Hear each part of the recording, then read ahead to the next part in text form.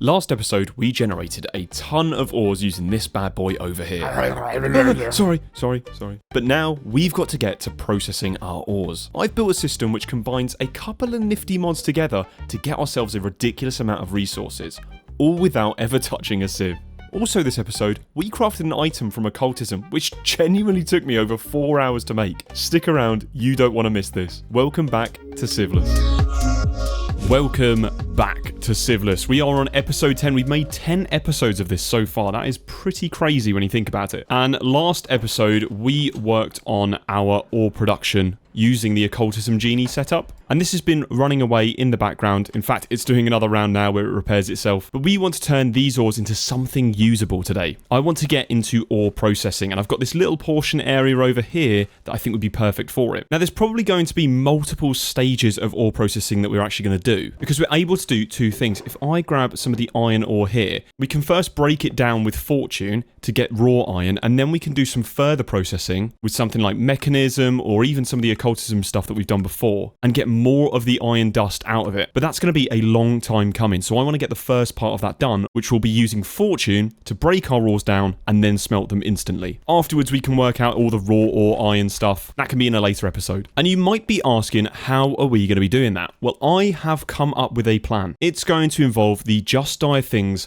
block breaker, more specifically the advanced block breaker, which requires Celesta Gem. We've got to the second tier of goo, which is the Blaze Bloom, but we now need to upgrade that to the Void Shimmer goo, which will allow us to turn diamond blocks into the raw Celesta Gem ore, which is what we need for the block breaker. So we're going to need to go to the end and grab some endstone, some more ender pearls, and then some dragon's breath. Now, I don't plan on killing the ender dragon today, but we do need to pinch some of its dragon's breath to get us to the next stage. But this shouldn't be too hard, right? We just got to get the dragon to spit some fire down in the middle over here, and we'll just go and collect it. I'm going to use a little tip here and use F3 and B to start seeing the hitboxes, and that will allow us to right-click the dragon's breath a little bit easier when he actually decides to shoot us with it.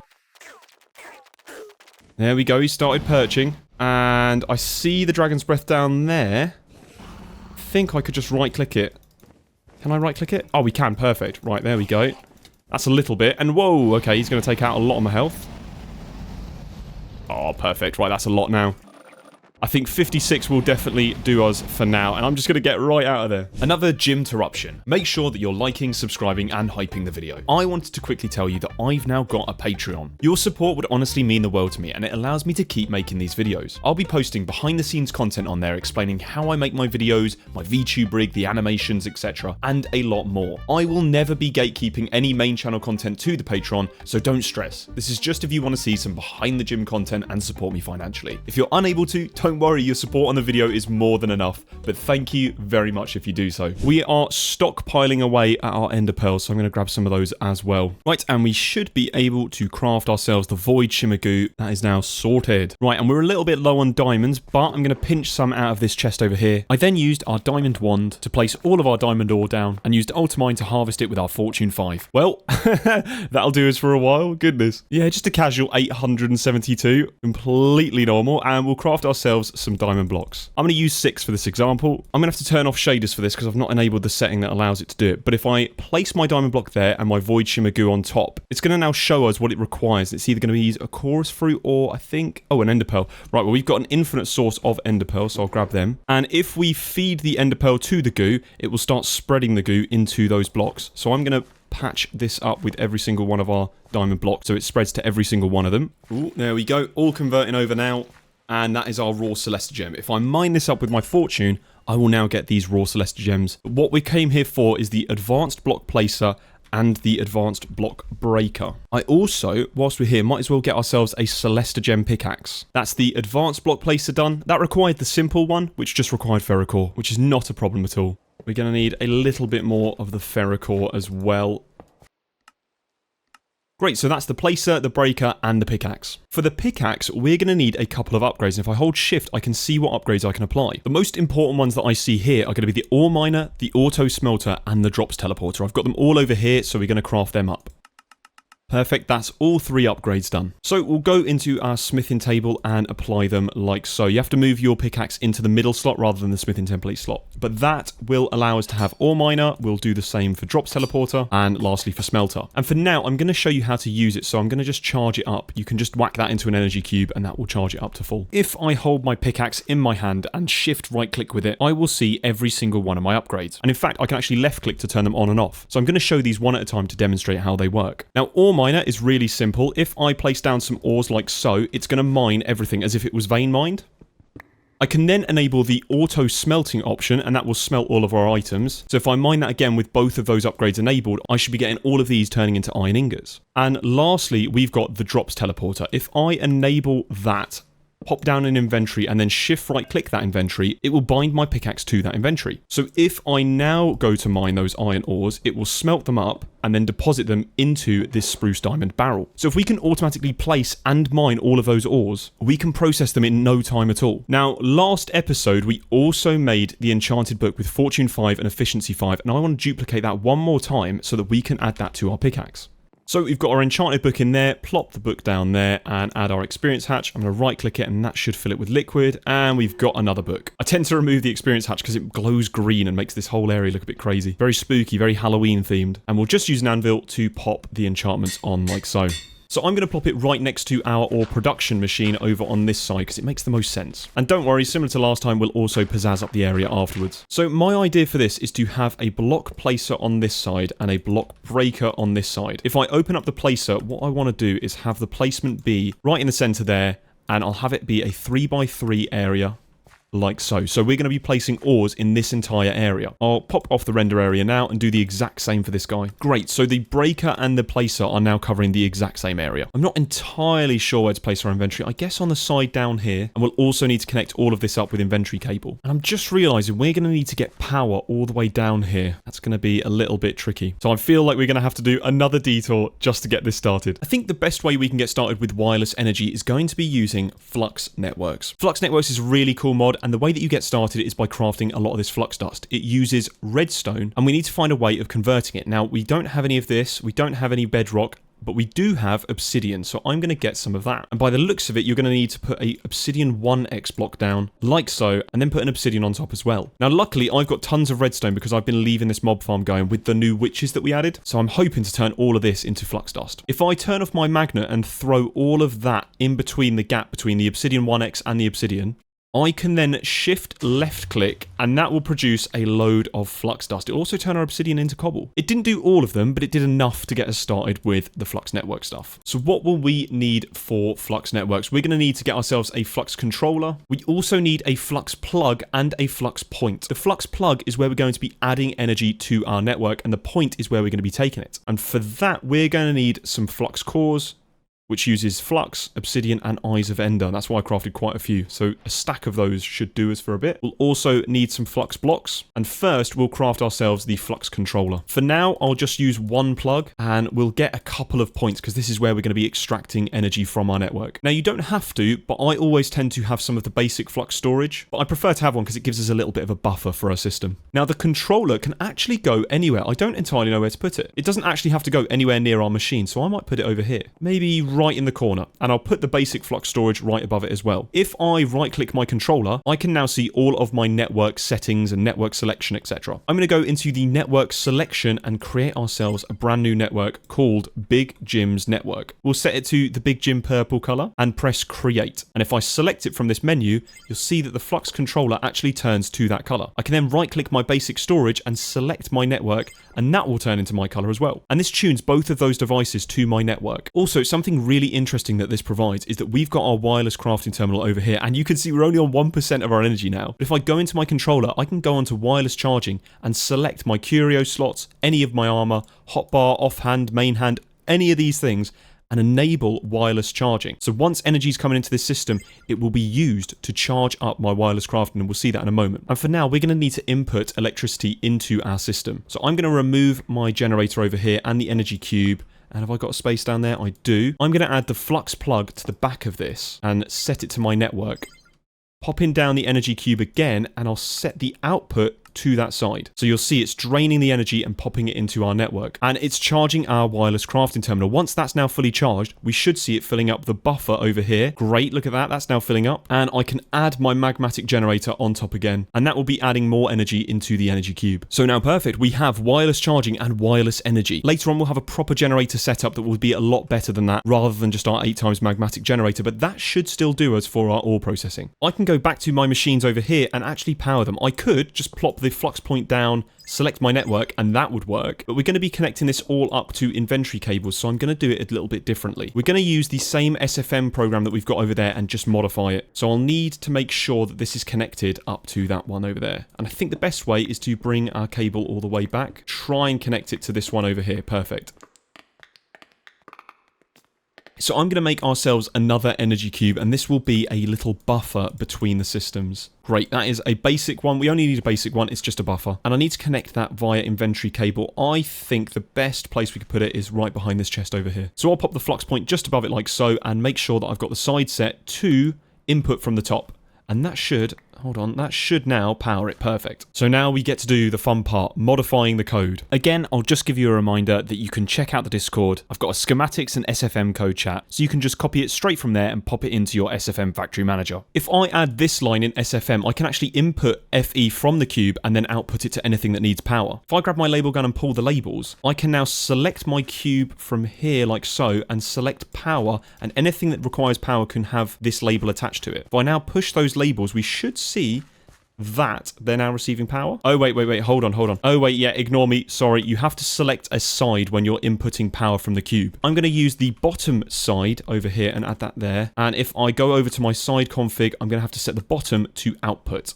That now works. We can see that it's now powering both of our items here. Now, the way that I'm going to try and add all of these ores over here into our placer, I'm going to stick with SFM because it allows us to do tags. And every one of these items has different tags. One of the tags being C:"ores. And that tag is basically applied to every single thing that is an ore. So I'm going to edit my code to make sure that we're going to output every single one of the ores from the results chest into our block placer. So if I added the following code here, that will take anything with the tag C:"ores from our results chest and pop it into the placer. If I right click and pull my labels, I'll need to select the placer and make sure that I pop that there and push the labels. We should see it now inputs all of the ores into this area here. Oh, whoops. I placed that on the block breaker instead of the placer. My bad. Just set that there and then right click that again to untick that. Then we will push our labels. And I'm just going to whack the block breaker on high redstone signal so it doesn't try and break it without using a tool. And you'll see our block placer is now placing every single one of these ores. Now, it's doing it quite slowly. It's doing it once every 20 ticks. That's once every second. So if I mind it, it would be incredibly slow.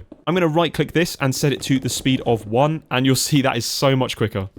Yep, check that out. That's really good. If I grab my Celestigem pickaxe, shift right click this barrel here, and then add our pickaxe in the breaker, I'm going to set the redstone back to ignore, and it should mine these blocks.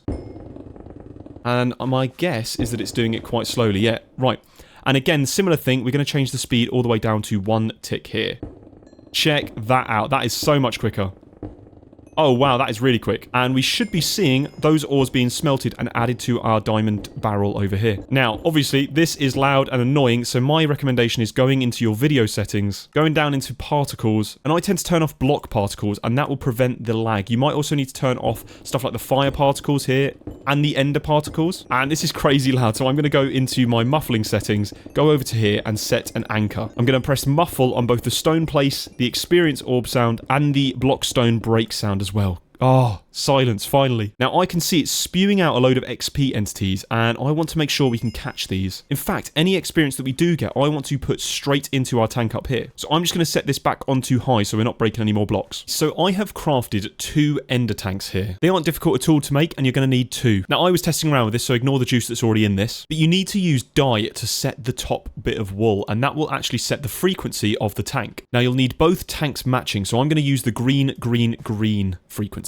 If you're playing on a multiplayer server and you don't want everyone to access your stuff, you can also use a diamond on the little valve bit, and that will personalize it to your network specifically. In this case, I want you guys to be using it if I ever give a world download. So I'm going to leave it like this. And I'm going to break one and place it up above my tank. So just to test this, I've got a half-filled tank over here, and if I use my ender tank and have some XP fluid in it, I can right-click that to be on the red output mode, and that will output liquid into this tank. And if I grab myself an experience holder, and I'm going to plonk it on this side over here, I can set this to collect experience, any of the fallen experience, use a render area and select around here. And you're going to need to select quite a large radius because the experience can fly off in all sorts of directions. So I'm going to set this to 2 on each side. And I'm also going to turn the tick speed down to about 5. That will make sure that experience that comes flying out will get harvested very quickly. So we shouldn't find any XP orbs when we come down here next time. I can now grab a mechanical pipe and pull out of this, and that will give us all the XP fluid, and pop that, so that will now fill up our ender tank over here. Right, there we go. So all of the experience is getting picked up and popped straight into our experience holder. It's going to get pulled straight out of there with the mechanical pipe into our ender tank, which fills up the tank over here, which allows the genies to get mended, which will produce more ores that get placed, and the whole cycle continues and continues. We now have a fully sufficient ore setup, provided that we give it enough power over here. So that will probably be our next problem to tackle. But in the meantime, that is doing bits. We are getting all of our materials smelted up and harvested like so. So we now need to pizzazz up this area. And I think I'll do that off camera because that's going to take a little bit of a while and it's probably going to be full of mistakes. Okay, I'm happy with how I've got this looking at the moment. It's using these industrial iron blocks with copper casings on the side of it. And then I kept with my main floor factory setting. I don't know, I feel like this blue terracotta could be used for anything industrial in my builds. Keeping it with the same theme kind of feels quite nice. The problem is I've got this feral flare lantern over here that's occasionally providing a bit of light in the middle of this. And then if a block gets placed, it instantly removes it, making this whole thing dark. So I've got a little tip and trick. If I grab myself a framed cube from the framed blocks mod and plonk it down in the middle over here, then add my blackstone. If I add a glowstone dust to the framed block, it now glows. So that should mean that we always have light in this area, no matter if we've got the feral flare lanterns working or not. I've also used some camo blocks to hide the mechanical pipe over here and the energy cube on this side. It keeps it looking a little bit neater. I do need to do something with this experience holder. I'm not entirely sure what though, but that's something for future me to figure out. I guess the best thing we can do now is enable this again and add our glass panes on the front of this to hide it all in place. Like so. And I think that is looking really nice. Let's have a look from afar. Whoa, and it even glows occasionally with some of the different ores like the diamonds and lapis. That's really cool. I like that. And we are stockpiling all of our levels right now. We've got tons of levels. This is accidentally turning into one of the best XP farms we have. Oh, I should also mention that the floors are using this factory block from Chisel. I really like this texture. It's really cool. And if I have a look in our spruce diamond chest, we are getting tons of these resources. Look at that. 11,000 copper ingots, 4,000 iron. This processing is going so well. And this isn't even the best processing that we have. Right now, it's just auto-smelting our ores. We don't even have anything crushing them down. We've not even finished going through our entire ores chest. That is how much this is producing. Okay, a mini tip that I've got for you is that if I go back into here, the reason I did this as a separate loop is that now I've changed this to redstone pulse. The minimum speed you can have is 20 ticks. You can change this in the configs, but I'd rather not. Instead, if I use the every redstone pulse, I can actually set this using a timer over here. If I face that into this block and then plonk a block right on top like that, that will have a pulse going into this factory manager. Now in its current setting, we've got it on 20 ticks, so that should be the exact same as it currently is. However, I can now change this down to maybe something like 5 ticks, and this should be placing ores in the placer a lot quicker now. So I'm hoping that should get through our backlog a little bit quicker. We will see. So I've been AFK for a little bit. I had my lunch and I've come back to a completely empty chest here. All of the ores are now gone and they keep going. And this is what's been left behind. Loads of interesting materials that we can use for building. But you're probably wondering, how's this getting along? Well, let me show you. Look at that. That is insane. It's ridiculous how well this is working. That's 5,000 iron ingots, 16,000 Uraninite. We actually had to start another stack. That was how much we had. Honestly, this is amazing. And I really want to add it into my AE system. The problem is we need to start working on power because I want to get into some of the wireless stuff. The wireless stuff requires a lot of power. And so we kind of need to figure out a decent method for it. I want to keep with the solar punk theme. And I really wasn't too sure about what generators we have. I don't just want to use the most basic thing. thinking. I think eventually it'd be really cool to get into something like fission reactors, because that kind of fits the whole solar punk theme. But in the meantime, that leaves us with a few options. I really wanted to do something wacky, maybe like a weird power generation, but having a look through the options, there doesn't seem to be something that's wacky and actually viable for maybe like the middle end game. But if you've got any cool ideas with some of the generators here, or maybe something else, let me know in the comments. I want to try and find something that's going to be completely strange, not really done in many of the Let's Plays, and that would really help me out a ton. Maybe a nuclear reactor would be kind of cool with the uranium, but I really do think I should use some of this Uraninite. We've got way too much to handle. Right, so how do we get into Powah? This is a mod that I've had a little bit of experience with, and I know it revolves around the Energizing orb. In fact, I'm sure there'll be a quest for it. Here we go. Powah. Ah, yeah, I remember. It requires all this dielectric paste. Okay, luckily that's not too difficult to make, so I might make a few of these, and I might also make some auto crafting for this. So I added all of the crafting recipes up to the basic tier. So looking at the different tiers of Powah, you start off with the starter tier, then basic, then hardened, all the way up to nitro. You'll see that different tiers have a different colour, and that's based on the material up here that you use. Now, energized steel, the hardened tier, requires just gold and iron, and that we have in abundance, so we can make that easily. The blazing crystal, that requires, okay, blaze rods, we've got loads of them. Niotic requires diamond, we've got tons of that. Spirited is emerald, and nitro, yeah, we can't do nitro, that's going to require nether stars, and I don't really want to use that right now. But we could probably get up to spirited tier, that's a really good goal. Now, obviously, it uses the energizer here, and that's going to require 1 million FE, so I feel like we're going to have to kind of upgrade our machines as we go along, but we'll give it a go. So the recipes aren't too difficult. We first need that energizing orb, which then requires all of this, and then it's a load of micro crafting basically, and I've got all of the patterns down here. And we're going to need the energizing rods to be upgraded, because that will allow them to store and use more power. And your energizing rods will then power the energizing orb, and this is what we do to energize and create all of those materials, such as our blazing crystal or hardened steel, etc. There are some really interesting recipes in here. For example, you can get the dry ice. I saw they've also got recipes for something like the charged Certus quartz here. You can charge it in here. There's also the Orotech recipes. They've added those as well. For now, let me go and put all of these in the autocrafter, and let's get ourselves some of the energizing rods.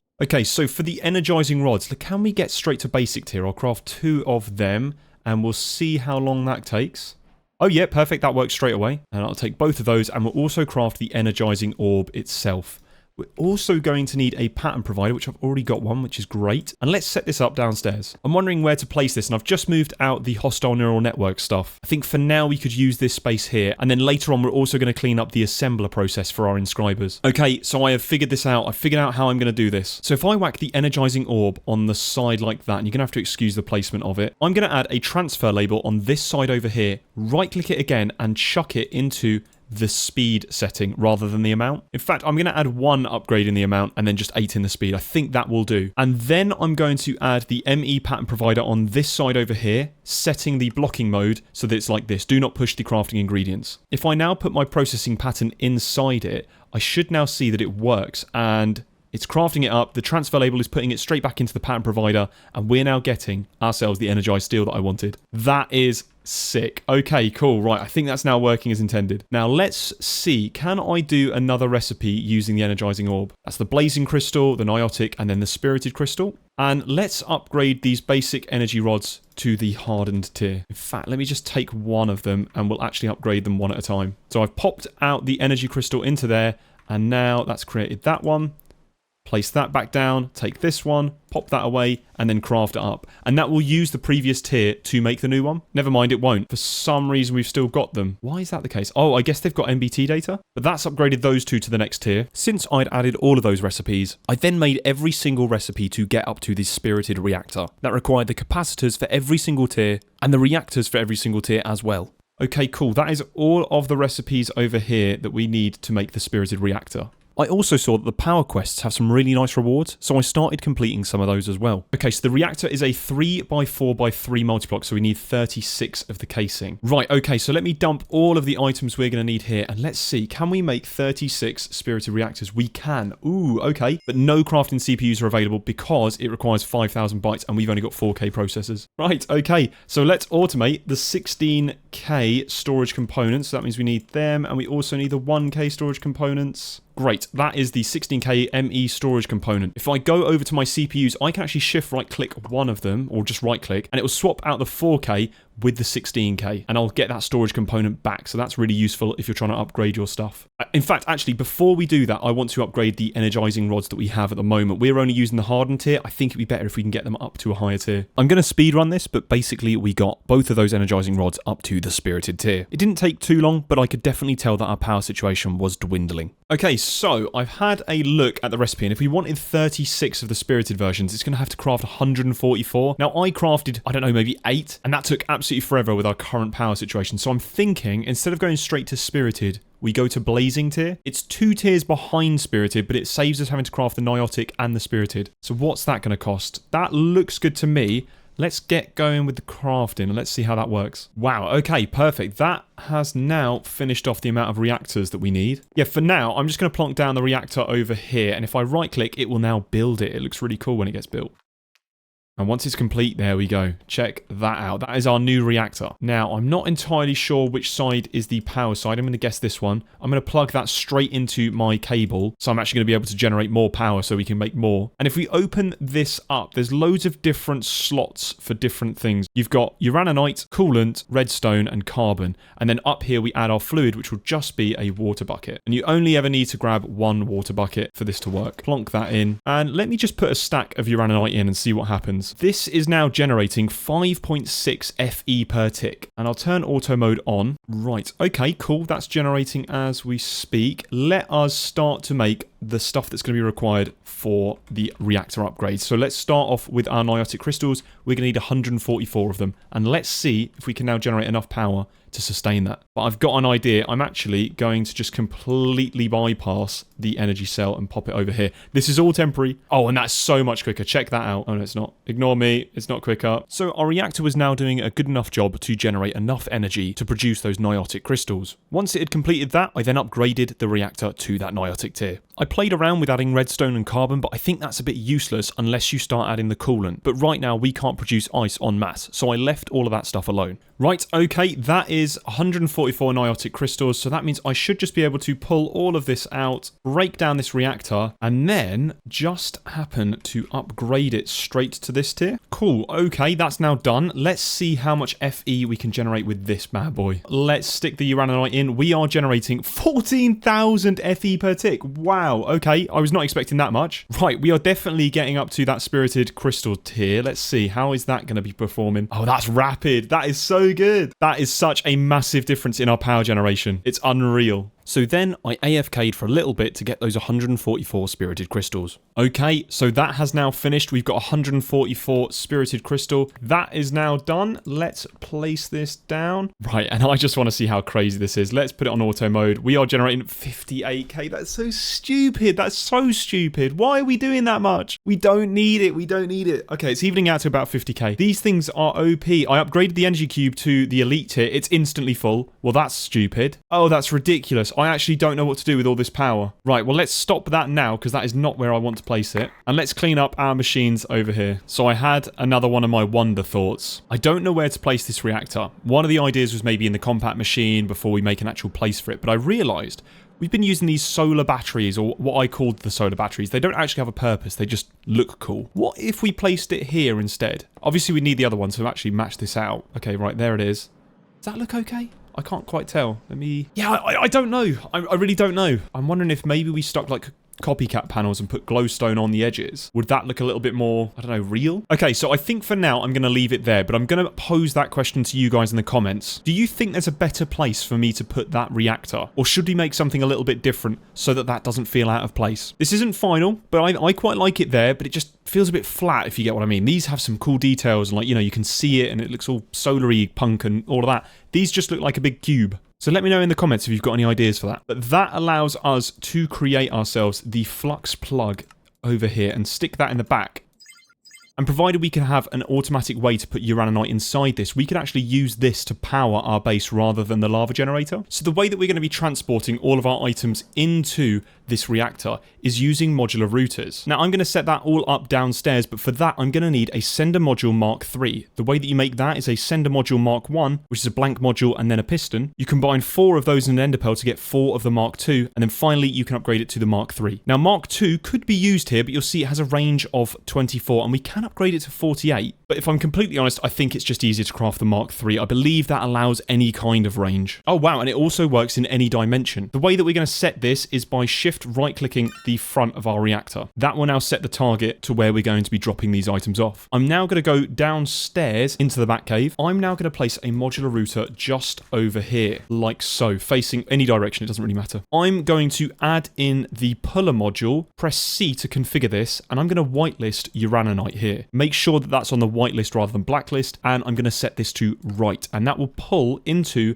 the buffer all of the Uraninite that we've got. Now you'll also see it's incredibly slow, and so I'm going to add the speed upgrades, which should speed this up even more. I believe you can also add the stack upgrade, and that increases the stack count, but I think what we've got right now should be okay. Then I can add the sender module, and because we've set our target, it should now start sending that all the way up to our reactor. I'm going to quickly go up and just check that that's working. Okay, great. That is now working. You'll see it's now shooting out. Now, I've taken out all the speed upgrades just to demonstrate this really slowly, but you'll see it's now shooting out and it's actually going straight upwards. Now, that's cool, but we're seeing this animation. I really want to avoid it. So, if you add a few of these muffler upgrades, now, depending on how many upgrades you've got, depends on the actual effect. Now, we're going to be adding 3, and that will completely stop this whole particle and animation effect. And to mask this even more, I also want to add the camouflage upgrade. Now, if I shift right click on the block of industrial iron, I can add that back in and it will now show that as a block of industrial iron, hiding away our modular router setup, which is actually sending all of our Uraninite to our reactors. And lastly, I'm going to re-add those speed upgrades, which will increase the speed of how this functions. I should now see that when I take out the Uraninite, it will now put it back in, and we are generating 38k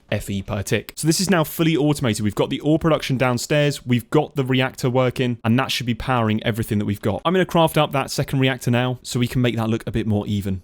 And I'll also need a second sender Mark III module, so I can send Uraninite there as well. In the meantime, I forgot, in the back of our energy cell, I'm actually going to remove that flux plug and replace it with a flux point and set that to input. And that means that we've now got all of our machines downstairs all powered. Ooh, we could remove the magmatic generator now that we've finished this. I'm wondering, is this a momentous occasion? You know what? I think it's for the best. Let's remove that magmatic generator. It's done amazing. It's played its purpose. But now I think it's time to retire the magmatic generator. Let's pop it on the wall over here.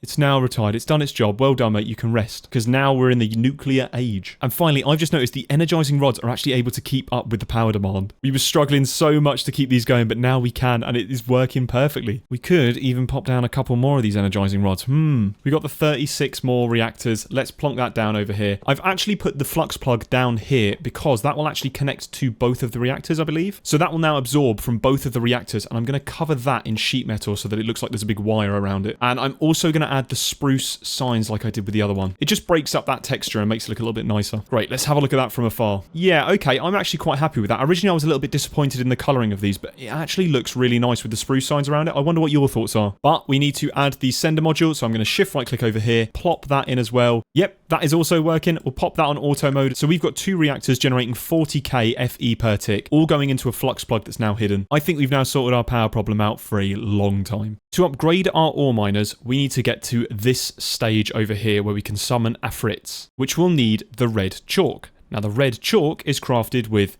Afrit essence, which I'll get to, that's easy, redstone, and then a torchflower. Torchflowers are an interesting one. They're a vanilla thing, and you get them from torchflower seeds. Now, in a regular game, you can get the torchflower seeds from sieving. However, obviously, we're playing SIEVELESS. The only other way we can get it is from getting a sniffer egg. And the only way we can get a sniffer egg is by using this guy over here, which is just not going to happen. Or we can use the occultism ritual to summon ourselves in a wild horde drowned. And one of the loot drops that he gives is the sniffer egg, alongside a bunch of other random resources. Now, that requires us do the ritual Osrin's Unbound Calling, which is this one down here, which requires its own set of chalks down here. The green chalk, incredibly easy. We just need the nature paste, and that is how we make it. Seeds, saplings, leaves, easy, easy, easy. The light blue chalk, which requires all the different types of ice crushed up. And then the pink chalk, which requires us to get demonic meat from a possessed zombified piglin. And luckily, we can get the crimson fungus and the warped fungus from the haunting recipe, so that's made that possible. But it does mean that we have to go and get these chalks now. Future Jim here, back again. I'm going to actually skip through a lot of this because it's mostly just upgrading our current rituals all to the next tiers and then doing a load of crafting recipes. And in fact, I'm going to fill the time with a little bit of a mini rant.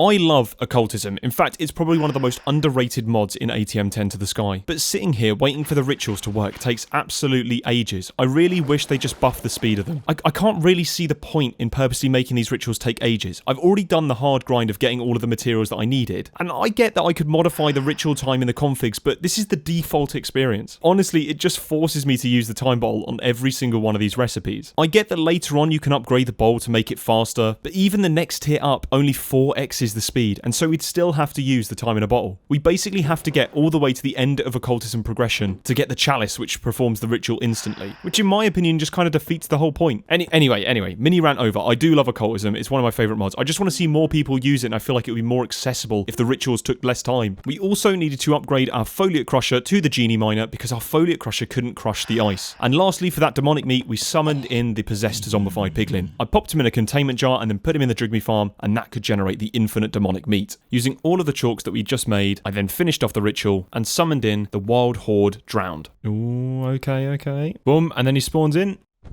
Oh, whoa, okay. I did not realise there was multiple. Right, and they're really quick.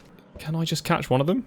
I guess I'm just going to have to kill them. Right, I wasn't aware that was what was going to happen. Interesting. I didn't get what I needed from all of that, so I'm going to plonk down the creature catcher and another containment jar, and hopefully if I add that to my Drigmy farm, we should get it that way instead. Plonk that guy in that spot there. Hey, that took no time at all. We got ourselves the sniffer egg. Now, I'm not entirely sure how we can get this to grow quicker. If I craft myself a couple of vitalic source links. Now, I believe that the vitalic source links will actually speed up the baby growth. I'm not entirely sure if that works for the sniffer egg. By the looks of it, not. So I might have to time on this. Oh, I can't. Oh, am I really going to have to wait so long for this? Oh, that's going to suck. So I've moved it over to this moss block because apparently that cuts the time in half to 10 minutes. So I guess we're just going to have to wait out the 10 minutes. That sucks, but I don't really know of any other way. In the meantime, we might as well clean up our advanced oak hive because we need to make a proper place for it. And we're not going to do that this episode, but I got a comment last episode that OSHA's already having a complaint about this. We can craft ourselves up some bee cages and grab them from there. And then I should just be able to break the hive. And that works perfectly. It requires some... Ooh. Oh! He's done. Oh, we got a little baby sniffer. And you'll see in the growing time that that's about 36 minutes, but our vitalic source links should cut that down. You'll see when I'm looking at it, it is slowly cutting that down quite quickly. Oh, he makes cool noises. I honestly have not played around with this much. Whoa, okay. That took no time at all. I'm definitely keeping these vitalic source links for later. Now, he's got to go and do his job of sniffing. Oh, is that him doing it? Oh, it worked! It worked. Oh my gosh. Right, you're coming with me. Okay, we got quite lucky with that. That was the first time. I don't actually know what they can drop. So let's just contain him in a jar for now. There we go. Perfect. And we'll pop him in the Drigmy farm. And I think to commemorate this, we need to grab ourselves a botany pot and grow it that way. I'll craft it up like so. And we can even turn it into a hopping botany pot and place a drawer on top. And you know what? We can have that growing just over here. Oh, they've changed this. You have to give it a hoe? Interesting. I will plonk in a regular iron hoe for now. There we go. I believe that will now just grow.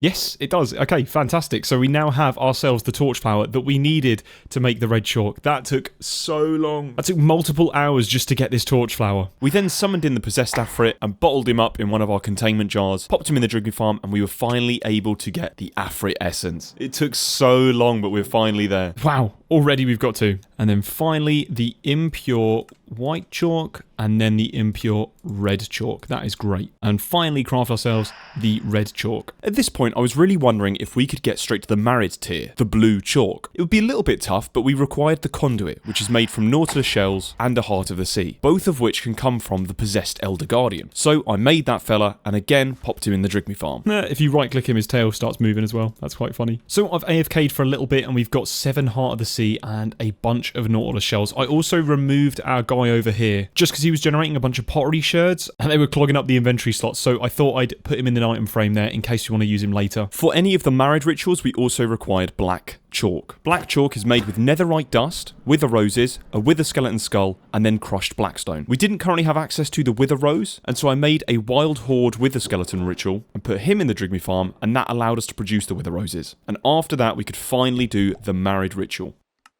And there we go, the impure black chalk. And we'll finish that off like so, which means we can finally finish off this ritual over here using the black chalk just there. And that's now complete. Perfect. And we'll pop all of our stuff in. The ghast here, the conduit, And then finally, we get the book. Plonk that over here. And we have to use a trident. We got those from the mob farm, but also one of our possessed mobs drops them as well. And I believe I just have to throw it in vicinity. Yep, that's working now. You can see all the purple particles. That means it's working. So I'll speed this up. And I'm going to make sure to creature catch the married. Grab him. And then finally, plonk this guy down, capture him, you know the drill, alongside this fella over here. Yes, and we finally got ourselves the married essence. To make the blue chalk, we need crushed lapis dust, that's easy, and then tube coral. I believe we actually have that. If I go up to our island over here, there's some coral blocks, and I think, is this the one that we're looking for, the blue one? Tube coral fan, I think that's the one. Impure blue chalk. That is now crafted. And then finally, we can throw that in, and we have the blue chalk. That means if I go back into the pentacles, we have access to every single one of these rituals now. We also have this one on the left. And next episode, I'm sure we'll end up finishing off every single one of the chalks. But if you have a look, we now get access to the married master miner. Now, we're currently on the ore miner genie. We can upgrade that to the deep ore miner Afrit and then upgrade it again to the master miner married now. That will require an nether star, so we're going to have to do a little bit of off-camera work, I reckon. And lastly, if we use that, we're able to craft ourselves the eldritch ancient miner when we get 8 of these master marrieds. But that will 100% be for another episode. But I think that is all we have time for today's episode. Thank you so much for watching, and hopefully I'll see you next time. Maybe for some more of those ore genie miners, who knows?